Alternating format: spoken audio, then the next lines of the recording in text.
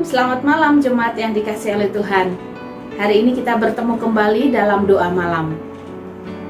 Mazmur 18 itu masih menjadi topik kita pada malam hari ini. Seperti yang kita tahu bersama, Mazmur 18 diangkat dari pengalaman pribadi Daud setelah ia mengalami kemenangan melawan Saul dan musuh-musuhnya yang lain. Kemudian pujian syukur ini ditulis ulang dan dipakai sebagai pujian syukur di bait Allah dalam suatu kitab yang namanya adalah Kitab Mazmur. Artinya, pujian syukur yang dibuat oleh Daud ini dipakai sebagai suatu ajaran bagi seluruh umat yang percaya pada Tuhan pada waktu itu. Dan ajaran ini diulang-ulang terus. Jadi, dari pengalaman Daud itu, walaupun pengalaman itu bersifat pribadi, tetapi dari pengalaman pribadi itu kita dapat mengambil prinsip-prinsip secara doktrinal sehingga bisa dipakai juga untuk sebuah dasar ajaran yang dapat diajarkan kepada seluruh umat pada saat ini secara berulang-ulang. Hari Minggu yang lalu kita sudah belajar dua dasar rohani untuk memuji dan bersyukur kepada Tuhan. Yang pertama harus berdasarkan hubungan yang intim dengan Allah, dan yang kedua adalah didasarkan oleh iman. Malam hari ini kita mau belajar lebih jauh lagi tentang dasar yang kedua, yaitu tentang iman. Sebelumnya mari kita mengambil saat teduh bersama-sama. Persekutuan doa malam kita hari ini kita mulai di dalam nama Allah Bapa, Allah Putra, dan Allah Roh Kudus. Dengarkanlah panggilan ibadah buat kita sekalian. Bagi Dia yang berkuasa menjaga supaya jangan kamu tersandung, dan yang membawa kamu dengan tiada bernoda dan penuh kegembiraan di hadapan kemuliaannya, Allah yang Esa, Juru Selamat kita oleh Yesus Kristus, Tuhan kita. Bagi Dialah kemuliaan, kebesaran, kekuatan, dan kuasa sebelum segala abad, dari sekarang sampai selama-lamanya. Kasih karunia dari Allah Bapa, dari Allah Putra, dan Allah Roh Kudus menyertai saudara-saudara sekalian. Jemaat yang dikasihi oleh Tuhan, mari kita menyanyikan pujian Pujilah Tuhan Sang Raja.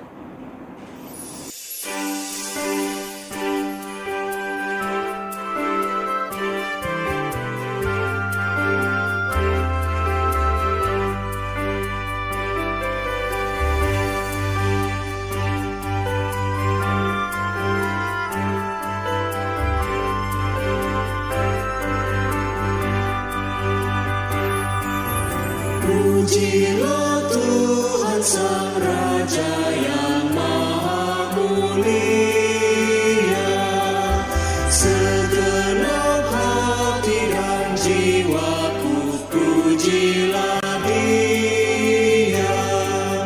Datang bergerak, berilah musikmu bergerak, angkatlah puji-puji.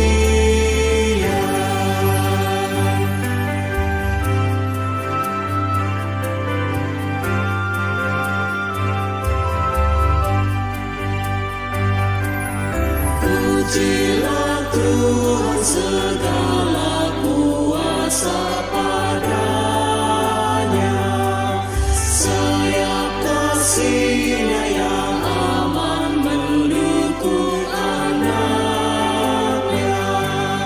Tiada terperi yang kepadamu diberi, tidakkah itu kau rasa?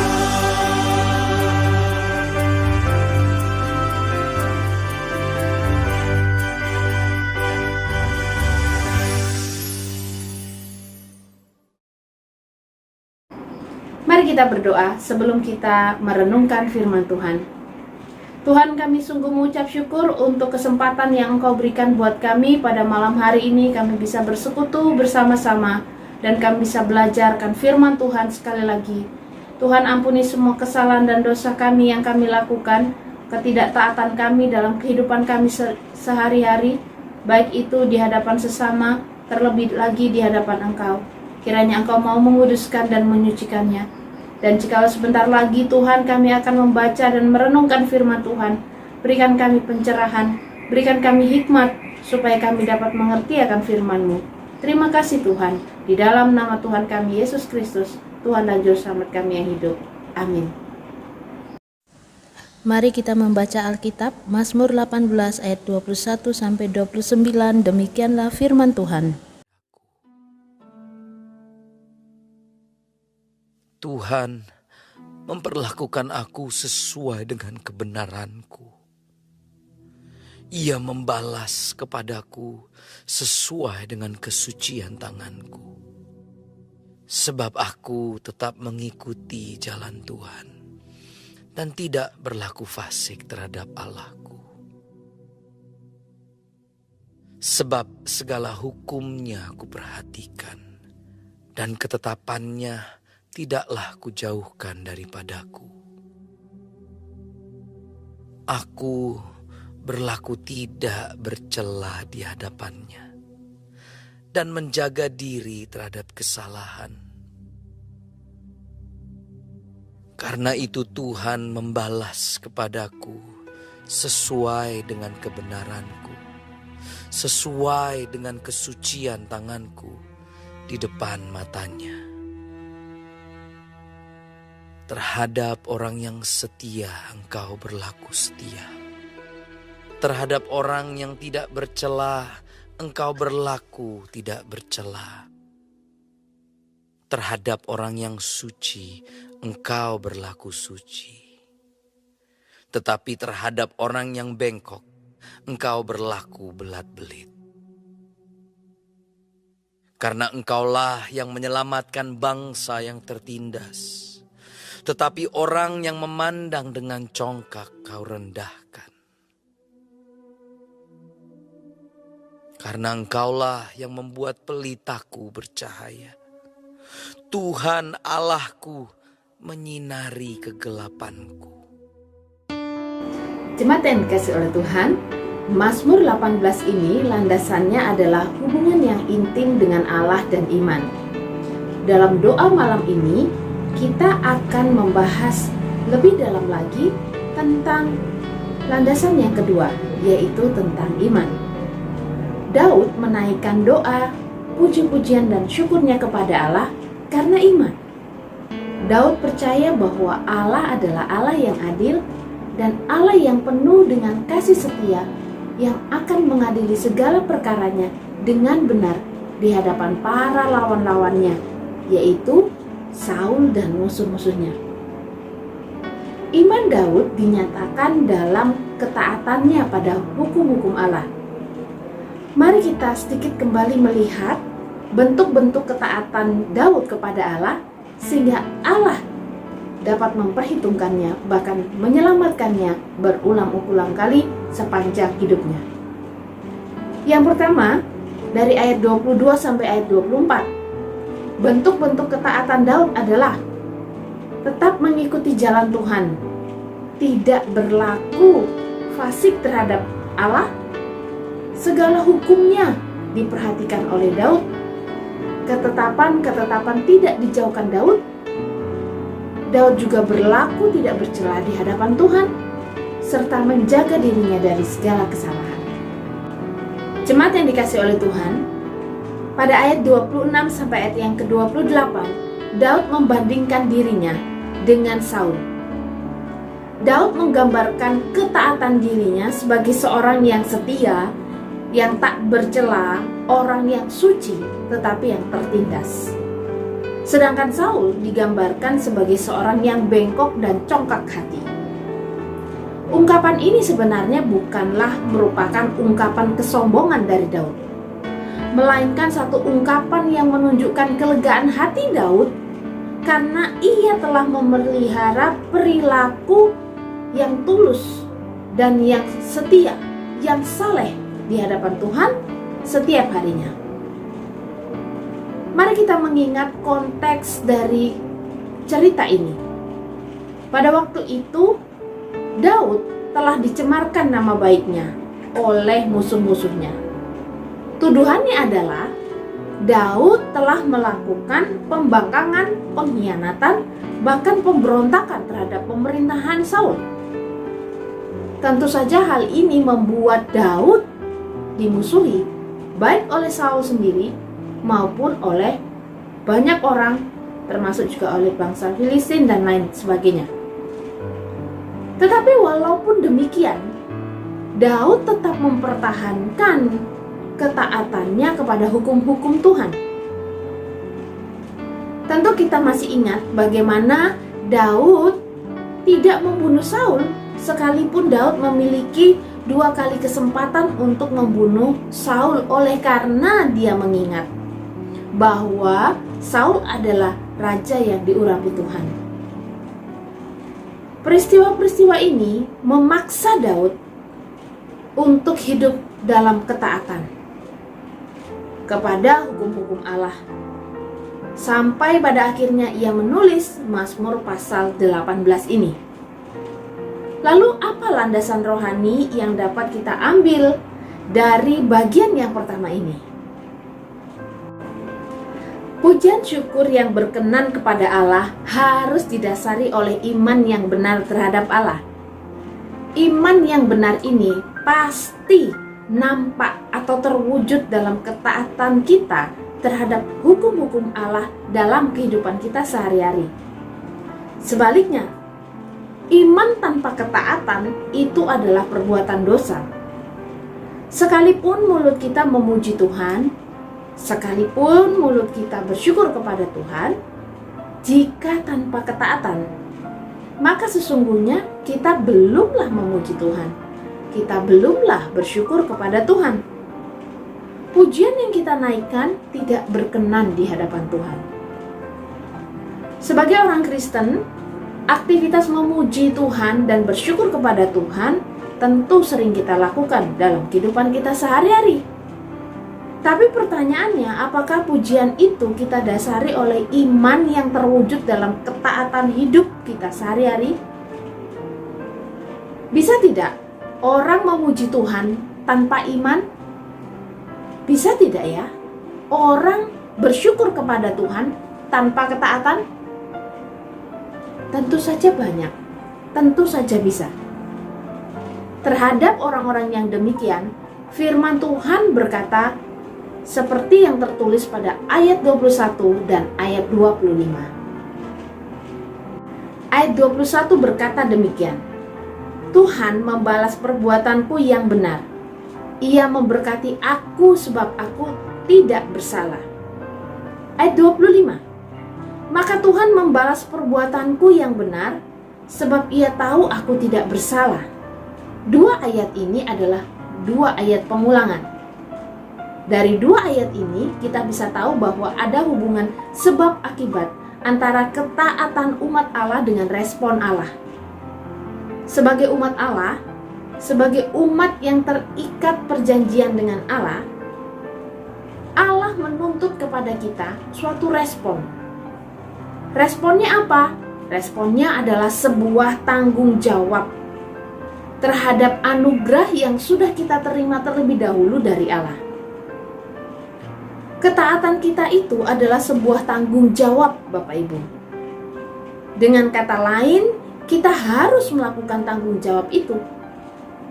Ucapan syukur bukan hanya dapat dinyatakan melalui puji-pujian atau syair seperti Mazmur pasal 18 ini.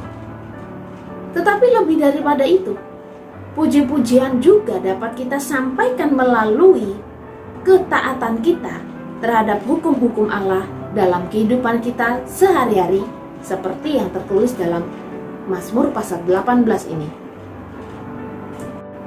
Saya percaya jemaat telah banyak sekali mengalami pengalaman-pengalaman pribadi bersama dengan Tuhan dalam kehidupannya sehari-hari.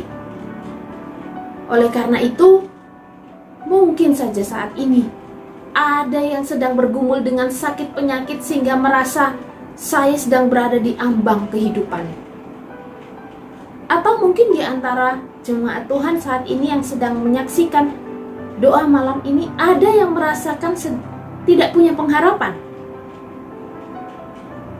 Mungkin juga ada yang merasakan bahwa walaupun saya berada di tengah-tengah keluarga sendiri, tetapi saya merasa keluarga tidak dapat mengerti saya. Demikian juga dengan orang-orang yang dekat dengan kita. Dulu dekat, tapi sekarang menjadi musuh. Mungkin teman-teman yang bekerja merasakan bagaimana rekan-rekan di sekitar teman-teman mulai meremehkan teman-teman, mulai tidak mempercayai teman-teman, bahkan menimbulkan stigma-stigma negatif, pemikiran-pemikiran negatif, penilaian-penilaian negatif tentang teman-teman, tentang kita semua. Atau mungkin ada di antara jemaat Tuhan yang saat ini juga memiliki persoalan kehidupan yang berat. Bagaimanapun kondisi kita saat ini, percayalah bahwa Tuhan adalah Allah yang penuh kasih karunia. Ia akan segera menolong saudara. Namun, sebagai orang yang sudah terlebih dahulu menerima kasih Tuhan itu, tunjukkanlah ketaatan saudara, ketaatan kita kepada Tuhan. Itu adalah bukti bahwa kita beriman, percaya kepadanya. Bahkan di saat-saat yang sulit seperti ini, jangan merasa rugi atau merasa malang apabila kita tetap mempertahankan cara hidup yang benar, ketaatan yang benar kepada Tuhan. Memang ada kesesakan, memang ada kerugian, mungkin ada kesakitan yang kita derita oleh karena kita hidup benar. Tapi percayalah bahwa Tuhan akan segera menolong kita. Mazmur 18 ini adalah ekspresi syukur Daud di puncak kemenangannya. Ekspresi ketaatan sangat kuat dalam Mazmur ini. Namun, Bapak Ibu, kalau kita melanjutkan cerita dari Daud, kita akan menemukan bagaimana Daud yang sangat ekspresif memuji Tuhan, bersyukur kepada Tuhan, dia jatuh di dalam dosa bersama dengan seorang perempuan bernama Batsheba. Ada beberapa pertanyaan yang akan kita bahas bersama. Pertanyaannya adalah, bagaimana mungkin orang yang seperti Daud yang telah menaikkan syukur yang luar biasa kepada Tuhan, tapi dia jatuh? Apakah masih memungkinkan orang yang seperti Daud, orang yang mengasihi Tuhan dengan sungguh-sungguh, orang yang memuji nama Tuhan dengan sungguh-sungguh, masih mungkinkah orang-orang yang seperti ini jatuh di dalam dosa? Hal ini merangkumkan satu landasan rohani lagi buat kita. Apa itu? Bahwa ketika kita mencintai Tuhan, ketika kita bersyukur kepada Tuhan, masih ada kemungkinan kita bisa jatuh di dalam dosa apabila kita tidak memelihara ketaatan kita kepada hukum-hukum Allah setiap harinya. Saya ulangi lagi. Ada satu landasan rohani yang kita pelajari lagi hari ini, yang berkata demikian. Orang yang mencintai Tuhan, orang yang bersyukur kepada Tuhan, masih ada kemungkinan untuk jatuh dalam dosa apabila dia tidak benar-benar menjaga ketaatannya kepada Tuhan, kepada hukum-hukum Tuhan di sepanjang kehidupannya. Daud pada saat dia dalam kesesakan, dia kencang sekali beriman kepada Tuhan. Dia betul-betul menjaga perilaku hidupnya, cara hidupnya agar tidak melanggar hukum-hukum Allah. Sampai lahirlah Mazmur 18 ini. Tapi justru di saat dia berada di puncak kemenangan, puncak kesuksesan, Daud lengah. Daud bukannya tidak percaya kepada Tuhan. Daud juga bukan tidak mengasihi Tuhan lagi. Dia tetap percaya, dia tetap mengasihi Tuhan. Tetapi dia lengah pada saat itu. Dia memberi diri untuk sesekali tidak taat kepada hukum Tuhan. Disinilah letak kehancuran Daud. Ada satu pelajaran rohani lagi yang kita bisa ambil dari kisah Daud ini. Landasan rohaninya apa? Landasan rohaninya adalah pujian syukur itu harus dilandasi dengan iman yang dinyatakan dalam ketaatan kepada hukum-hukum Allah dalam kehidupan kita sehari-hari. Tapi perlu diingat, ketaatan itu harus dijaga setiap hari. Ketaatan bukanlah hal yang bersifat mati. Sebaliknya, ketaatan itu sifatnya hidup. Karena dia bersifat hidup, artinya harus dipelihara, harus dibiasakan, harus dilatih, harus dilakukan setiap hari. Jika ketaatan itu tidak dipelihara, jika ketaatan itu tidak dilakukan, tidak dipraktekkan, tidak dilatih, maka ketaatan itu hari demi hari akan semakin lemah dan pada akhirnya akan mati. 3 bentuk ketaatan yang harus kita lakukan menurut konteks teks Mazmur pasal 18 ini adalah yang pertama ayat 26, yaitu kita harus setia. Setia terhadap apa? Setia terhadap perjanjian kekal dengan Allah, dan setia dalam melakukan kewajiban-kewajiban kita kepada Allah. Yang kedua, ayat 26b, yaitu sikap tidak bercela. Apa artinya? Tidak bercela itu artinya tidak melakukan perbuatan-perbuatan yang menyimpang dari hukum-hukum Allah, dan dengan sadar menghindari dosa, mematikan kebiasaan-kebiasaan dosa. Itu bentuk ketaatan.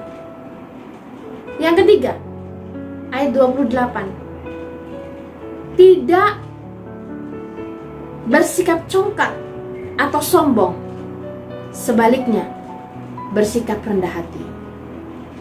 3 hal ini, setia, berlaku tidak bercela, tidak congkak atau tidak sombong, adalah 3 bentuk ketaatan yang disampaikan oleh Daud dalam Mazmur 18 ini. Sekali lagi, ketaatan adalah wujud dari iman yang disampaikan melalui puji-pujian. Mari kita bukan hanya secara fasih memuji Tuhan, bersyukur kepada Tuhan dengan lidah kita, tetapi marilah kita memuji dan bersyukur kepada Tuhan dengan ketaatan kita kepada hukum-hukum Allah setiap hari. Amin. Tuhan Yesus memberkati. Mari kita berdoa. Tuhan, kami bersyukur untuk firman Tuhan yang sudah Tuhan berikan buat kami. Engkau sekali lagi mengingatkan kepada kami untuk kami bisa hidup taat kepada Tuhan sebagai wujud iman kami kepadamu. Terima kasih Tuhan Yesus, karena Engkau telah menerima kami, telah memelihara kami, sehingga kami layak untuk masuk dalam pujian dan penyembahan Tuhan, sehingga kami juga boleh merasakan kebaikan-kebaikan Tuhan. Kami akan mengakhiri doa malam kami pada malam hari ini. Kiranya Engkau memberkati setiap jemaat-Mu. Di dalam nama Tuhan Yesus kami berdoa. Amin. Tuhan Yesus memberkati.